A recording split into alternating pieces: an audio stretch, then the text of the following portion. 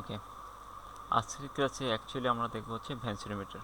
এর আগে হচ্ছে আমরা যে যে টপিকসগুলো শেষ করছি সেগুলোর মধ্যে হচ্ছে বার্নালি ইকুয়েশনের ম্যাথগুলা, দেন হচ্ছে আমরা শেষ করছি ম্যানোমিটারের ম্যাথগুলো শেষ করছি। ভেন্সিনোমিটারও এর আগে শেষ করছি, কিন্তু ভেন্সিনোমিটার রিপিট করার কারণ হচ্ছে অনেকেই ভেন্সিনোমিটারের ক্লাসগুলো হচ্ছে মিস করছে, যার কারণে ভেন্সিনোমিটারের ক্লাসটা আবার রিপিট করা। আর আশা করব যে আজকের ক্লাসটা সবাই মনোযোগ দিয়ে দেখবেন, দেখার পর নিজেরা হচ্ছে ম্যাথগুলো ট্রাই করবেন। যখন নেক্সট ক্লাস থেকে হচ্ছে আমরা ভেন্সিনোমিটারে ম্যাথ স্টার্ট করব। আজকে হচ্ছে আমরা ভেন্সিনোমিটারের থিওরিগুলো হচ্ছে দেখব। এখন ভেন্সিনোমিটার আসলে কি? এখন সহজে বলতে গেলে ভেন্সিনোমিটার দিয়ে আমার একটা পাইপের মধ্য থেকে কি আমার যে ফ্লুইড ফ্লো হচ্ছে তার রেটকে পরিমাপ করা, যে এক কথায় ফ্লো রেটকে মেজার করাই হচ্ছে ভেন্সিনোমিটারের কাজ। এখন যে কি হারে আমার ফ্লুইডটা প্রবাহিত হচ্ছে সেটা মেজার করাই হচ্ছে ভেন্সিনোমিটারের কাজ। এখন ভেন্সিনোমিটারকে আমার ভেন্সিনোমিটার এর কে বুঝতে গেলে অবভিয়াসলি আমাকে বার্নালি ইকুয়েশন সম্পর্কে প্রপার ধারণা থাকতে হবে, যে বার্নালি ইকুয়েশন কী, কীভাবে আসলো এটা। মানে বার্নালি ইকুয়েশন ছাড়া আমরা ভেন্সিনোমিটার ঠিকঠাক মতো বুঝতে পারবো না। তাহলে আমরা এর আগে ভেবেছিলাম বার্নালি ইকুয়েশন করছি, তারপর বার্নালি ইকুয়েশনটা ছিল হচ্ছে, তারপর রিমাইন্ড করে দিই বার্নালি ইকুয়েশনটা ছিল কি, P1 ডিভাইডেড হচ্ছে specific weight plus V1 square divided sorry 2G plus Z1 equals to P2 divided specific weight plus V2 square divided 2G plus Z2, তাই তো? এই যে P1 ডিভাইডেড হচ্ছে স্পেসিফিক ওয়েট, এটাকে কি বলে আমরা হচ্ছে এক নং সেকশনে প্রেশার হেড, তাই না? V1 স্কোয়ার ডিভাইডেড 2G এটাকে বলি আমরা এক নং সেকশনের কাইনেটিক হেড, আর Z1কে বলাই আমরা পটেনশিয়াল হেড। সিমিলারলি 2 নং সেকশনের হেডগুলো হচ্ছে এইগুলা। বার্নালি ইকুয়েশনে আমরা এইগুলা বিস্তারিত পড়েছি, আপনারা এইগুলা দেখেছেন। এখন আজকে আমরা দেখব হচ্ছে ভেন্সিনোমিটার। তাহলে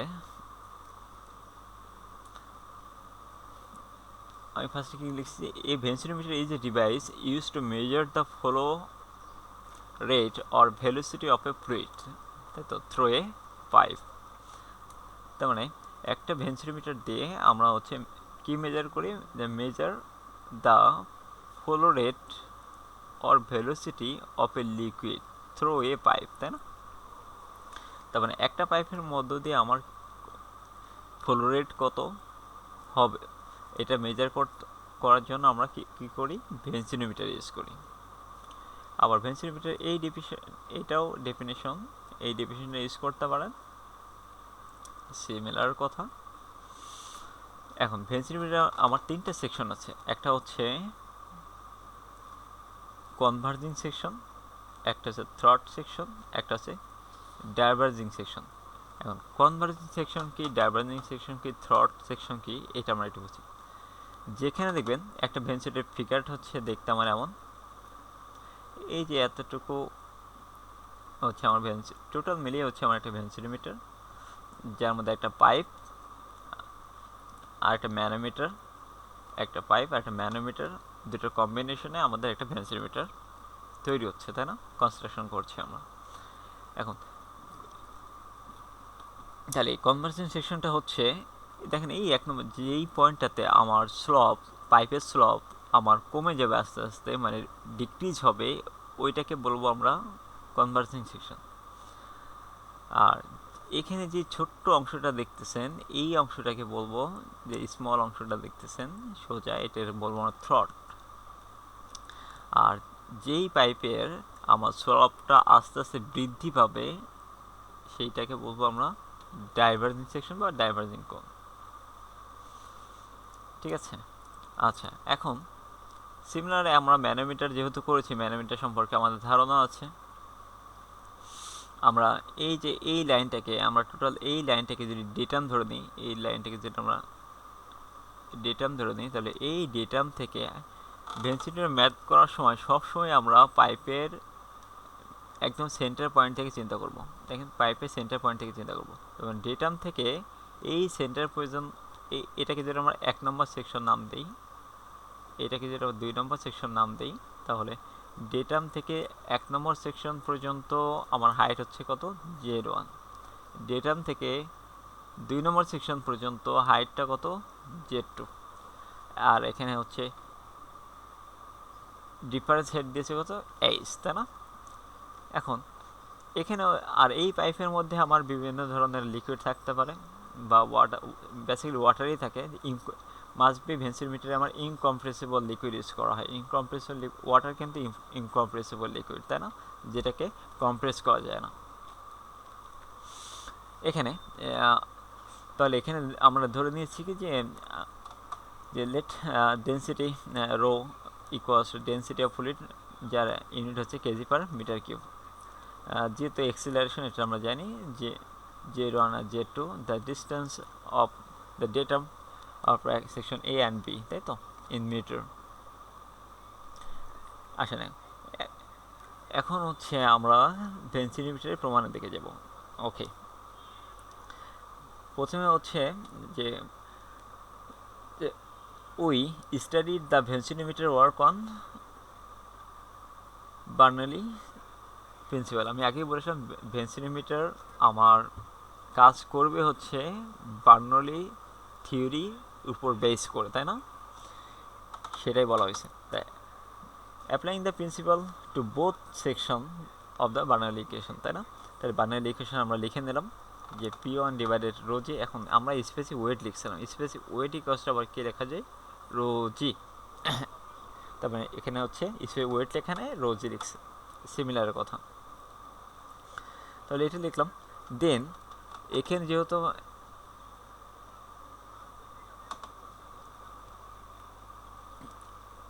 এটা কি আমার হরিজেন্টাল ভেন্সিমিটার। এখন একটু বলি, এই ভেন্সিমিটার হচ্ছে 3 টাইপের ভেন্সিমিটার পাওয়া যায়।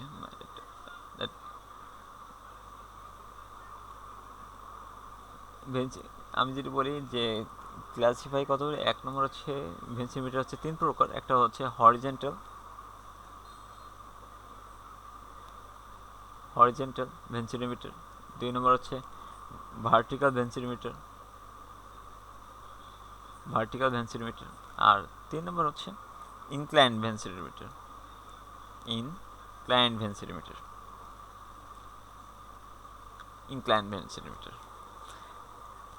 আর 3টার প্রমাণই আমার সেম, এই জন্য যে কোনো একটা দিয়ে প্রমাণ করলেই হবে।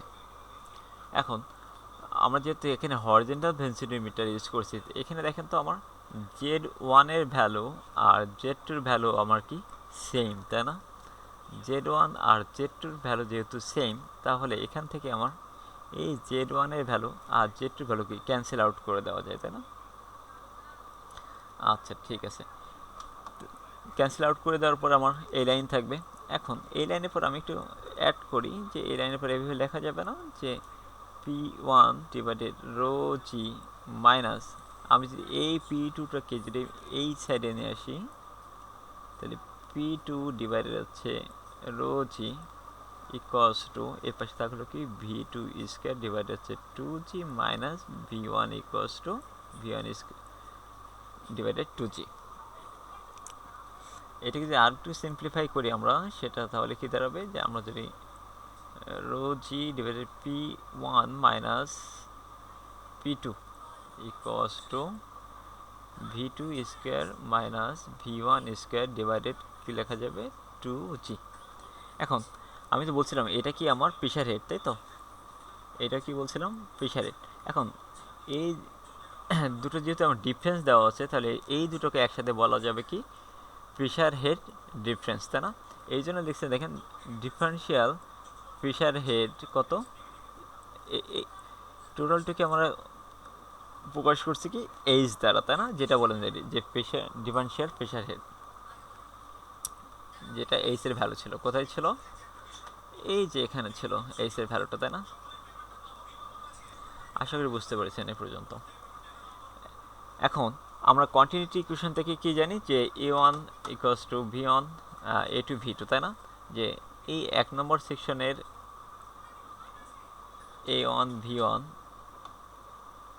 1 নম্বর সেকশনের এরিয়া ইন্টু 2 নম্বর সরি 1 নম্বর সেকশনের এরিয়া ইন্টু 1 নম্বর সেকশনের ভেলোসিটি, আবার সিমিলারলি 2 নং সেকশনের এরিয়া 2 নং সেকশনের ভেলোসিটি। আমরা এটাকে কি লিখতে পারি, ডিসচার্জ লিখতে পারি, তাই তো? ডিসচার্জকে কিউ দ্বারা প্রকাশ করা হয়, ডিসচার্জ লিখতে পারি। এখন আমরা তো কন্টিনিউটি ইকুয়েশন থেকে জানি যে ডিসচার্জ আমার এখানেও কিউ এর ভ্যালু যায়, এখানে যদি কিউ ওয়ান ধরি 1 নং সেকশনের ডিসচার্জ যদি কিউ ওয়ান ধরি, 2 নং সেকশনের যদি ডিসচার্জ কিউ টু ধরি, তাহলে হচ্ছে কিউ ওয়ান ইকুয়ালস টু আমার কিউ টু লেখা যাবে। তাহলে কি লেখা যাবে, A one V one equals to A two V two. এটাকে বলা হয় কন্টিনিউটি ইকুয়েশন, এটাকে বলা হয় কন্টিনিউটি ইকুয়েশন। আসেন এখানে এবার যে ফ্রম বা by continuity equation A one, তাহলে কন্টিনিউটি ইকুয়েশন আমরা লিখে নিলাম A one V one equals to A two V two. এখান থেকে আমরা ভি টু এর ভ্যালু একটা বের করে রাখলাম। ভি টুর এই ভ্যালুটাকে যদি আমরা এই যে ভি টু এর ভ্যালু যদি আমরা এটাকে আমরা যদি এটাকে আমরা 1 নং ইকুয়েশন নাম দিই, তাহলে ভি টু এর ভ্যালু এখানে আমরা এ নং, এটাকে এ ইকুয়েশন নাম দিয়েছে। তাহলে ভি টু এর ভ্যালু যদি আমরা এই এ নং ইকুয়েশনে যদি আমরা পুট করি, তাহলে কি দাঁড়ায়, আমি একটু সিম্পলিফাই করি তাহলে বোঝা যাবে যে এইচ, এই এতটুকু পরিবর্তে কী লেখা যাবে, এখানে এইচ লেখা যাবে, তাই তো? এইচ, তাহলে H equals to V two এর ভ্যালু যদি আমরা বসিয়ে দিই, তাহলে A one V one divided A two তার whole square minus V one square divided two g, তাই না? আচ্ছা,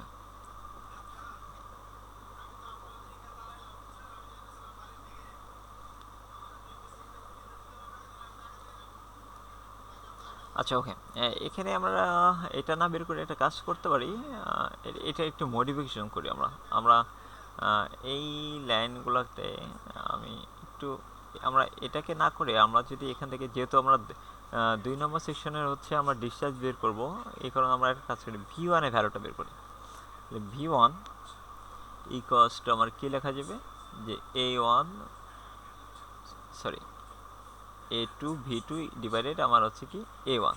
এখন এই ভি ওয়ানের ভ্যালুটাকে আমরা যদি এই 1 নং ইকুয়েশনে পুট করি, তাহলে কী লেখা যাবে, আমরা যদি এখানে পুট করি তাহলে লেখা যাবে এইচ ইকুয়ালস টু, এখানে কী ছিল, যে এটা তো ছিলই আমার এখানে, যে V two square divided two g minus, এখানে ভি ওয়ানের জায়গায় যদি আমরা এই মানটা বসিয়ে দিই, তাহলে কী লেখা যাবে, যে A two V two square divided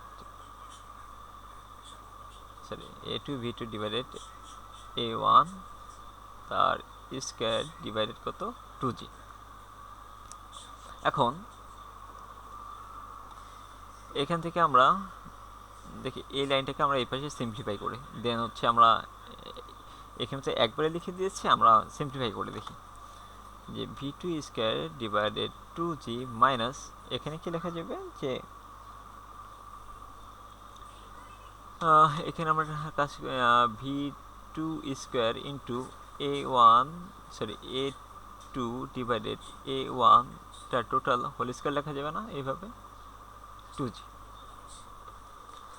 এখন এখান থেকে যদি আমরা এই যে V two square by two g, এখানেও V two square divided two g আছে, তাহলে ভি টু স্কোয়ার টু জিকে যদি কমন নিই, তাহলে কি লেখা যায়, এ ওয়ান মাইনাস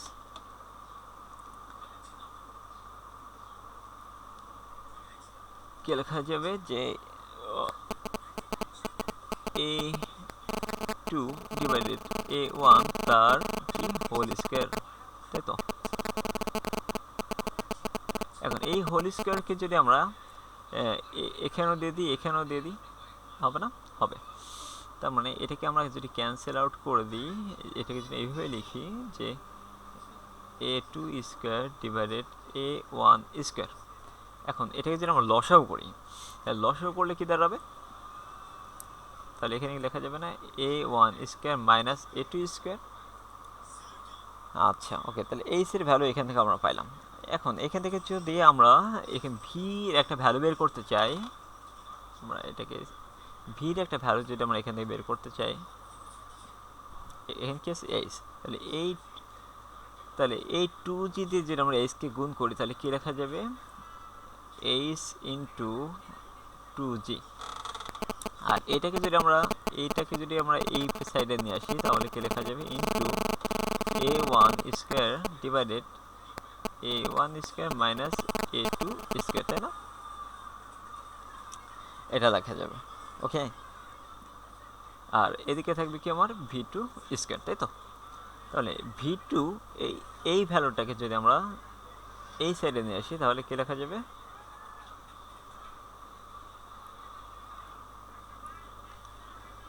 তাহলে ভি টু এর এটা লেখা যাবে যে root over two g h into, আমি যদি একবারে করি, কারণ এই রুটটাকে যে এই পাশে করি তাহলে টোটালের উপর আমার রুট যাবে, তাই তো। আর টোটালের উপর রুট যাওয়া মানে আমার এই রুটটাকে হচ্ছে তখন এরপরে রুট যাওয়া, এটার পরে রুট যাওয়া, এটার পরে রুট যাওয়া, তাই না? তাহলে এটার পরে রুট গেলে লেখা যাবে কি এ ওয়ান, আর এইটাকে এর উপরে রুট যাওয়া মানে লেখা যাবে A one minus H A one square root over A one square minus A two square, তাই তো। এই লাইনটা এখানে লেখা আছে, এখানে কিছুটা মিস্টেক করছে যে এই এখান থেকে এই রুটটা মিস্টেক করছে এখানে, আবার এখানে ঠিক করছে। আচ্ছা যাই হোক, তাহলে ভি টুর এই ভ্যালুটা আমরা বের করে দিলাম। এখন আমাদের দরকার কি, যেহেতু আমাদের 2 নং সেকশনের ডিসচার্জ বের করা দরকার, তার মানে 2 নং সেকশনের আমরা ডিসচার্জ বের করার সূত্র কিন্তু এ টু ভি টু লিখতে পারবো, তাই তো। ডিসচার্জের ইকুয়েশন সূত্র তো আমরা জানি যে Q equals to A two V two, যে 2 নং সেকশনে আমরা ডিসচার্জ বের করতে চাই। তাহলে ভি টুর এই ভ্যালুটা এখন যদি আমরা এখানে পুট করে দিই তাহলে কি পাওয়া যাবে? যে এই লাইনটা পাওয়া যাবে না? দেখেন, আশা করি বুঝতে পারছেন যে ভি টুর এই যে এখানে এইটাও যেই কথা আমার, এটা জাস্ট আমি ডেফিনেশনটা কীভাবে আসলো সেটা দেখলাম। এই মানটা যদি আমরা এখানে পুট করে দিই দেখবেন যে আমাদের এই ইকুয়েশনটা চলে আসছে, তাই না? আচ্ছা, এখন এটা গেল হচ্ছে আমাদের থিওরিটিক্যাল ডিসচার্জ, কিন্তু আমাদের দরকার অ্যাকচুয়াল ডিসচার্জ, ঠিক আছে। এটা গেল হচ্ছে আমার থিওরিটিক্যাল ডিসচার্জ। আমরা যেটাকে বের করলাম থিওরিটিক্যালি এভাবে বের করলাম, থিওরিটিক্যাল ডিসচার্জ, থিওরিটিক্যাল ডিসচার্জ। আর এই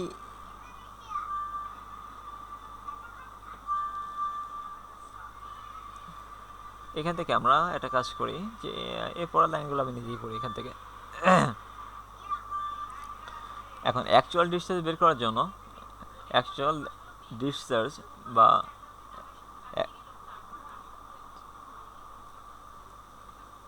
আমরা এটাও মনে রাখতে পারি যে ভেন্সিটি যে কোএফিসিয়েন্ট এটাকে সিডি দ্বারা প্রকাশ করা হয়, ঠিক আছে।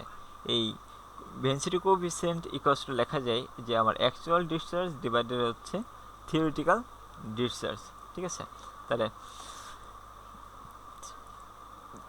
তাহলে ভেন্সিটি কোএফিসিয়েন্ট ইকুয়াল টু কি লেখা যাবে যে আমার actual discharge divided theoretical discharge. এখন থিওরিটিক্যাল ডিসচার্জের ভ্যালু কত? এই যে থিওরিটিক্যাল ডিসচার্জের ভ্যালু আমরা যদি এখানে পুট করে দিই যে এ one A two, theoretical discharge কোনটা? এই যে এটা, তাই তো। থিওরিটিক্যাল ডিসচার্জের ভ্যালু কোনটা? এই যে এটা। তাহলে A one A two divided root over a1 square minus a2 square